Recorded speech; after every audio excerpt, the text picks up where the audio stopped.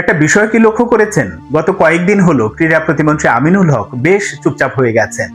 কোথাও তেমন কোনো কথা বলছেন না, মিডিয়াকে পারলে এড়িয়ে চলছেন।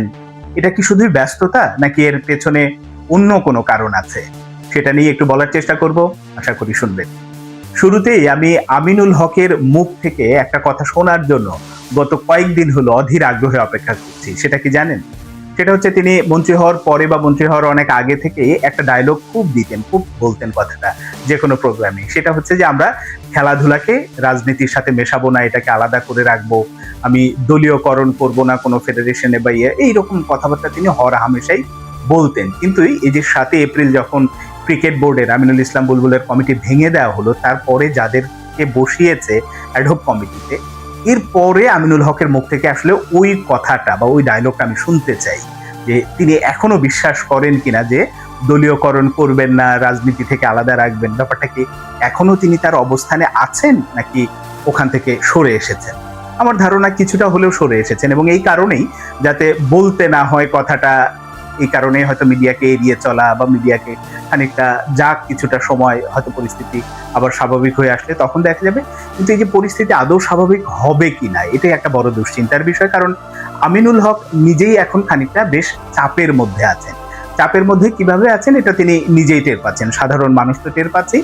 সেটা হচ্ছে তিনি তামিম ইকবাল সহ তামিম ইকবালের সাঙ্গপাঙ্গ যারা আছে বা ওই ক্রিকেট বোর্ড কেন্দ্রিক যাদের এক ধরনের কি বলবো সিন্ডিকেট গড়ে ওঠা, অনেক দিন ক্ষমতার বাইরে ছিলেন যারা ওখানে বসার জন্য তার উপরে চাপ সৃষ্টি করছিলেন, তো তাদের খুশি করতে গিয়ে তিনি যেভাবে কাজটা করেছেন, এটা তো গভর্নমেন্ট যেমন তার ভাবমূর্তি ক্ষুণ্ণ হয়েছে, সংসদে বলেন, সংসদের বাইরে বলেন, সাধারণ মানুষ বলেন, প্রত্যেকেই কিন্তু এর সমালোচনা করছে যে যে পদ্ধতিতে আসলে আমিনুল ইসলাম বুলবুলকে সরানো হয়েছে বা যেভাবে ক্রিকেট বোর্ডের কমিটিটাকে ভেঙে দেওয়া হয়েছে, এটা মোটেও শোভন হয়নি। তো এই কর্মকাণ্ডগুলোই হচ্ছে ক্রীড়া প্রতিমন্ত্রী আমিনুল হককে চাপের মধ্যে রেখেছে।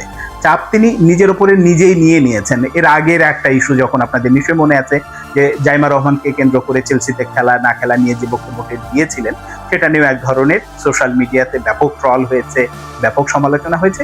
সেটা হয়তো যে কোনোভাবেই হোক কাটিয়ে উঠেছিলেন, কিন্তু ক্রিকেট বোর্ডকে কেন্দ্র করে যে কর্মকাণ্ড তিনি করলেন, এইটা থেকে আমিনুল হক এই চাপ কিভাবে আসলে সামলাবেন বা কিভাবে এখান থেকে বের হবেন, সেটা কিন্তু একটা বড় চ্যালেঞ্জিং বিষয়। এবং চ্যালেঞ্জ এখানেই শেষ না। তিনি তো তামিম ইকবালদের খুশি করেছেন, গুটি কয়েক কিছু মানুষকে খুশি করেছেন, কিন্তু পাশাপাশি বড় একটা গোষ্ঠী যারা বিএনপিপন্থী সংগঠক আছেন, অভিজ্ঞ সংগঠক যারাও দীর্ঘদিন আসলে ক্ষমতার বাইরে আছেন, তো তাদেরকে তিনি অখুশি করে ফেলছেন। এবং সেই অখুশি করার তালিকাটা কিন্তু ধীরেই লম্বা হচ্ছে। সেখানে লোকমান হোসেন ভূঁইয়ার মতো ঝানু কি বলবো স্পোর্টস পলিটিশিয়ান যদি বলি তিনি আছেন, মাহবুব আনাম আছেন, লুৎফর রহমান বাদলের মতো সংগঠক আছেন।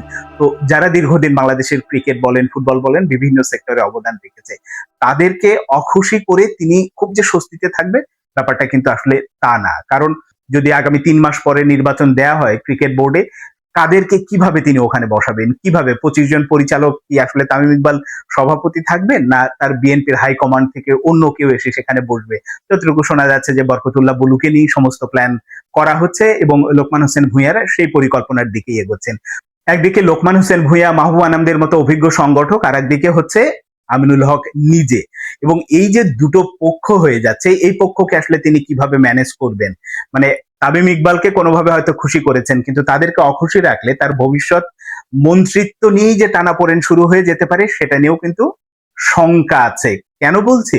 কারণ তিনি যখন এমপি হিসেবে দাঁড়ালেন, সেখানে হেরে গেলেন, তারপরে যখন তারেক রহমান তাকে প্রতিমন্ত্রী হিসেবে নিয়ে আসলেন মন্ত্রী পরিষদে, সেটা তার জন্য একটা অনেক বড় পাওয়া। কিন্তু সেই পাওয়াটাকে তিনি কি আসলে সঠিকভাবে কাজে লাগাচ্ছেন কিনা বা নিজেই নিজের জায়গাটাকে আসলে দুর্বল করে ফেলছেন কিনা, এটা কিন্তু বড় আকারে প্রশ্ন এরই মধ্যে দেখা দিয়েছে।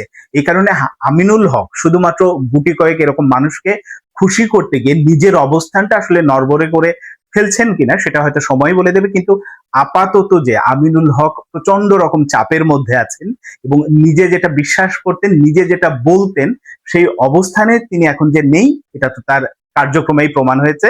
বিশেষ করে আমিনুল ইসলাম বুলবুলের যখন কমিটি ভেঙে দেওয়া হয়েছে, তার মধ্যে দিয়ে এখন এই চাপ আমিনুল হক কিভাবে আসলে সামাল দেন বা আগামী দিনগুলো তিনি কিভাবে মোকাবেলা করেন, সেটা দেখার অপেক্ষায় রাখলাম। কিন্তু এটা একেবারে নিঃসন্দেহে যে আমিনুল হক আপাতত চাপের কারণেই কিন্তু মিডিয়ার মুখোমুখি যেমন হচ্ছে না, একইভাবে তিনি অনেক কম কথা বলছেন,